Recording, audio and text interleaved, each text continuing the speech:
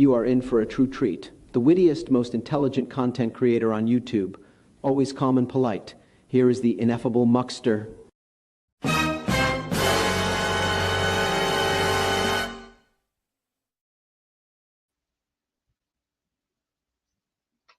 Hello, people and others. So,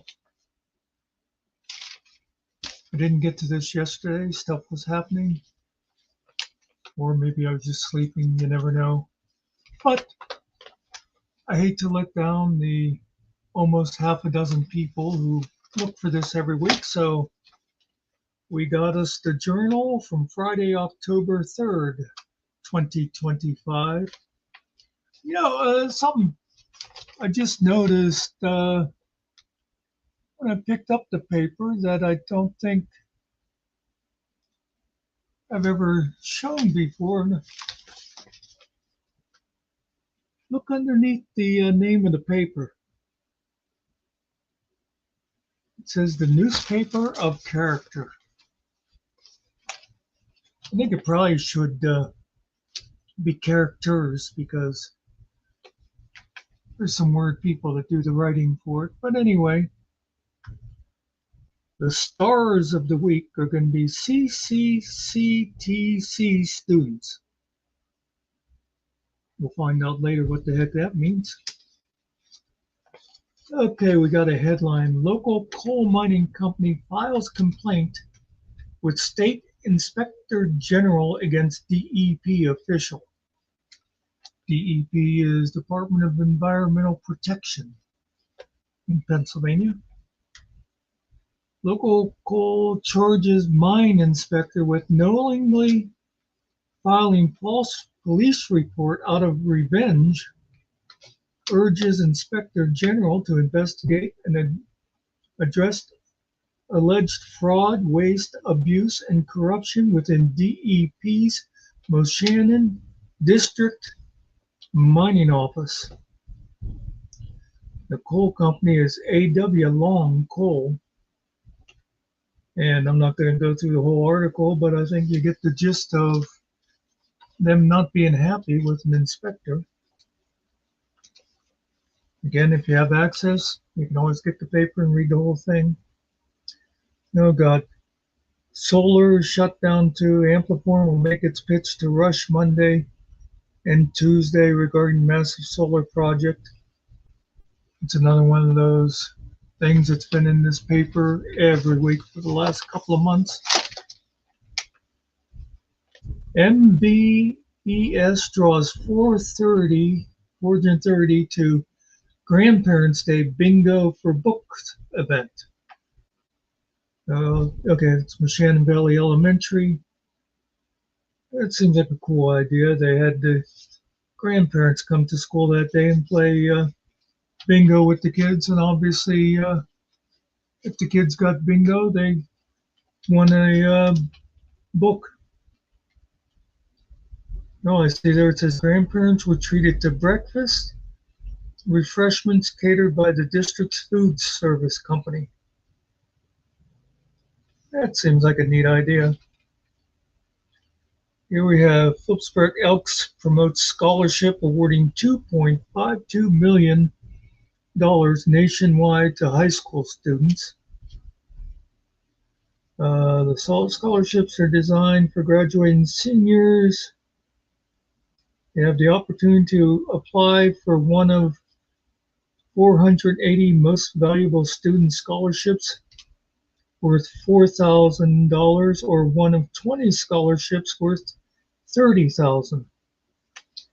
So if you've got a graduating senior in your house that's planning to go to college, make sure you find out what the requirements are to try to get a little extra money from the Elks. I think it was either the Vets or American Legion does an annual like essay contest too for with the price of college now. If you've got a kid going to college, research as much as possible to find any kind of money out there you can get. I swear couple years ago, I looked back into going and taking just a couple of classes I wanted to learn some stuff more about, and the books now cost about as much as the tuition on a class did whenever I went to college. And I went to a private school. I did not go to Penn State, so it was more expensive. But man, now it's just crazy. There's one that says residents raise concerns about possible drug activity at 2nd and Pine Street. Complaints to the Journal are focused on building. Let me tell you right now, I am sure there is. They say possible drug activity. I'm sure there is drug activity in Phillipsburg and probably around 2nd and Pine Street. Okay, we've got continuing stuff from the first page, but mostly advertising.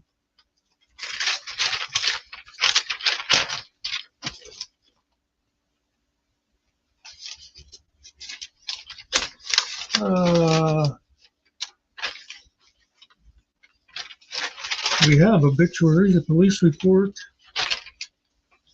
and a letter to the editor. Let's check out the letter to the editor first, okay?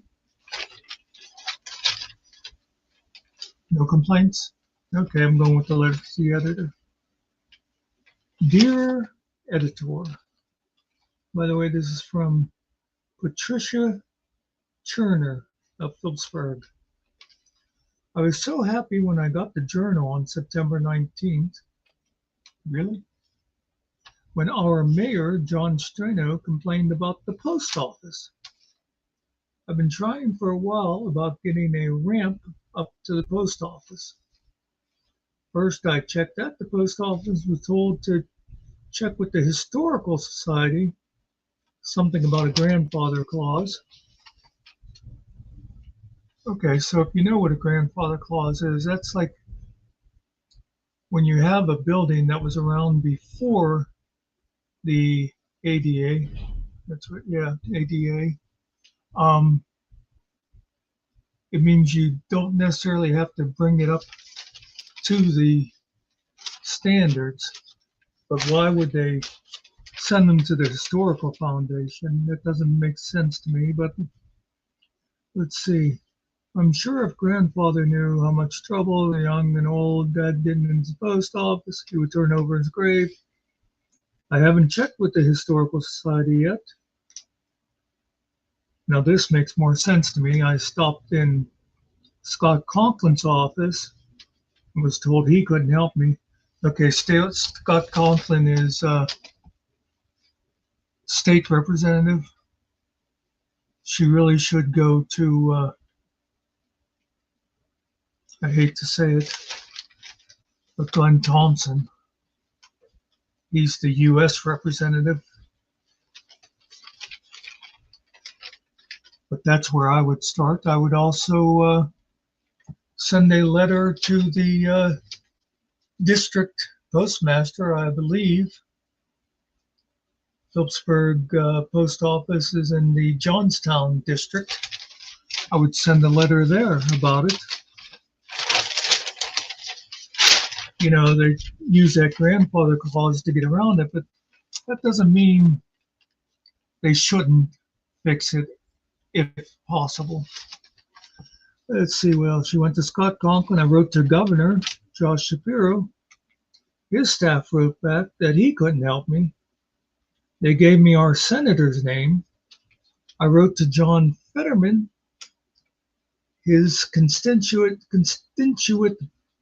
can't talk today, I know the word, advocate wrote me a note June 12 saying he needs more information. I tried to call him, but he didn't answer. I'm going to call him again.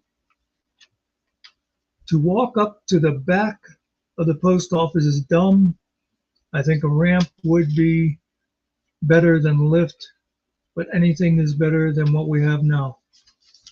Okay, Patricia Turner, I would recommend you stick with bothering Fetterman's office And also contact Glenn Thompson's office and, like I said, the district postmaster.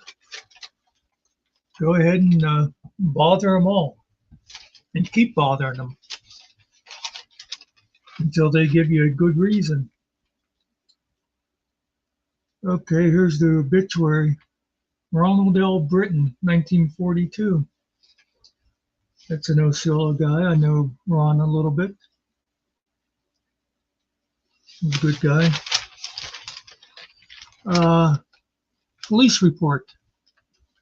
DUI'd. DUI'd. Yeah, his DUI with apostrophe D. Luke Engel, 21, of Osceola, was arrested for DUI in Decatur Township.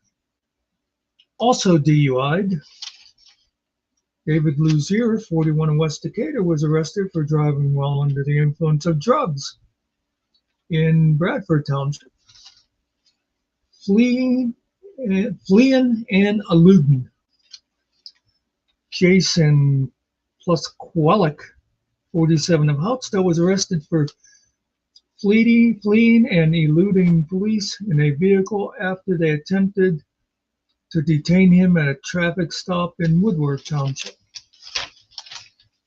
Double deer strike. Harold Vaughn. Oh, hey, Carrie. Harold Vaughn, 46, of West Decatur, was driving with Brandy Vaughn, 39, also of West Decatur, in a 2004 Chevy Blazer near the Phillipsburg Country Club. A deer entered the roadway and Vaughn hit the deer. The deer then entered the eastbound lane and was struck by Desiree Anderson, 47, of Smith Mill, thus caused disabling damage to Anderson's vehicle. Nobody was injured other than the deer, and it was very tasty. I just added the tasty part. Harassment on 5th. A 50-year-old Phillipsburg woman was with, no, I think they left out the word charged. It says a 50-year-old Phillipsburg woman was with harassment of a 24-year-old and was charged with harassment on North 5th Street. Snowshoe harassment. Jennifer Litz, 31, of Phillipsburg, was reported a harassment on Spruce Street and Snowshoe, but declined to proceed with charges. So why would you call and bother police if you're not going to follow up on it, you know? Drug possession. 41-year-old West Decatur man was arrested for drug possession on the 7900 block of Old Erie Pike in Boggs Township. Okay, now, there's only one police report left here, and so far we have not talked about the people out there in Morris. This is odd. Trespass. A 62-year-old Hawk Run man was charged with trespass and theft after he entered onto a 63-year-old Hawk Run woman's property on Powell Street after he was previously cited with trespassing at the same location. There was also an active arrest warrant for the man. Okay, I guess some people just can't take a hint. Over here we've got Conklin and Kephart team up to unveil bill to ensure fairness in former SCI land sales. Okay, SCI is State Correctional Institution. I think it was last week or something they were talking about the Rockview Prison was going to be closed down, so I guess they want to make sure that there's no underhanded stuff going on when they sell off the property. Here we go. Oh, here, Carrie, here's something for you. Free breast and cervical cancer screening at Penn Highlands in Du Bois. Um, we have All Aboard for Murder on the Orient Express at Cast. The Clearfield Arts Studio invites you to, well, obviously they're putting on the play. We got happenings over here. The Shannon Valley Relay for Life kickoff. It's October 7th. They're having a paddle party at the Madeira Fire Hall. So, if you're looking to get paddled, go to the Madeira Fire Hall on the 7th. Homecoming, Calvary Methodist Church in West Decatur. It's going to be October 12th. Rosary Rally. The Public Square Rosary Crusade to pray for our nation. Okay. Apple Fest at Prince Gallitzin State Park. Haunted Lake Loop Trail at Black and Shannon State Park. And the Joyful Series returns to Nourish Mind, Body, and Soul. Center for Performing Arts. There's the Joyful whatever it was. Okay.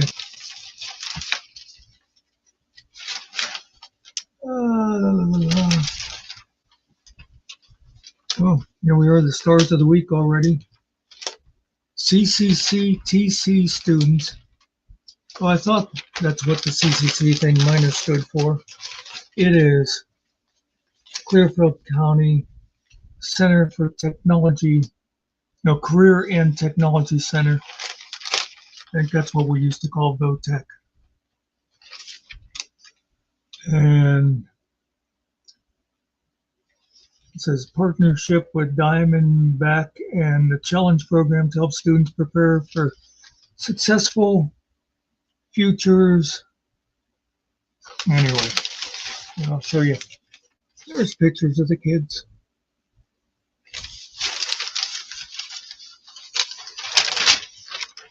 Okay.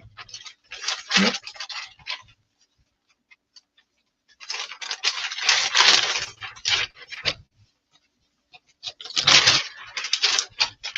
Okay, let's find us a random classified ad. Oh, here's an estate sale, October 3 and 4, starting 8 a.m. Loch Lomond Road in West Phillipsburg. Household items, furniture, tools, many men's garage items, and much more. I used to like to go to those things. The auctions, yard sales, flea markets. Could find some good stuff. Oh my God. Memory lane, and I do not see a picture of a steam shovel or drag line, whatever you want to call it. There's a couple of guys standing in the doorway of a building that says Marion on it. When it says, "Who are the men in the back of the house?" With the help of our loyal readers and coal mining historians, we have come up a long way from our June 56 mystery photo of a Marion 7400 walking drag line. So that's what that is. That's the back of the damn drag line. So I'm wrong. There's still every damn week it's been about. Okay, forget it.